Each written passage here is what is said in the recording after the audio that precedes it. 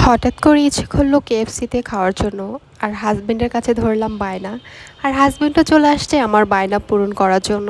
তো ওকে নিয়ে চলে আসছি কেএফসিতে খাওয়ার জন্য। এখানে এসে আমরা খাবার অর্ডার করলাম। অর্ডার করার পর অনেকক্ষণ বসেছিলাম, যেহেতু আমাদের ওয়েটিং ছিল।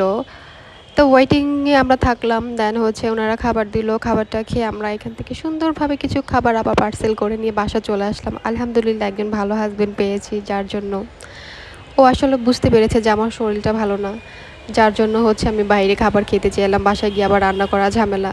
তো যার কারণেও আমাকে বললো যে ঠিক আছে, তোমার খাবার এখান থেকে খেয়ে। আমরা কেএফসি থেকে যেই কম্বোটা অফার করেছিলাম সেটা ছিল রিজু রাইস বক্স।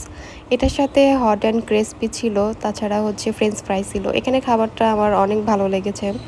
তো এর আগেও আমার এখানে আসা ছিল, তো আমাদের লাইন ছিল 84। তো ওয়েট করলাম, ওইটার পরে আমাদের খাবার দিল তারা। তো খাবার পরে দেখলাম যে আসলেই খাবারটা অনেক টেস্টি ছিল।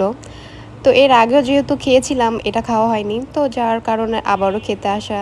তো এটাই খেলাম, কেননা যেহেতু রাতের খাবারটা খেতে হবে।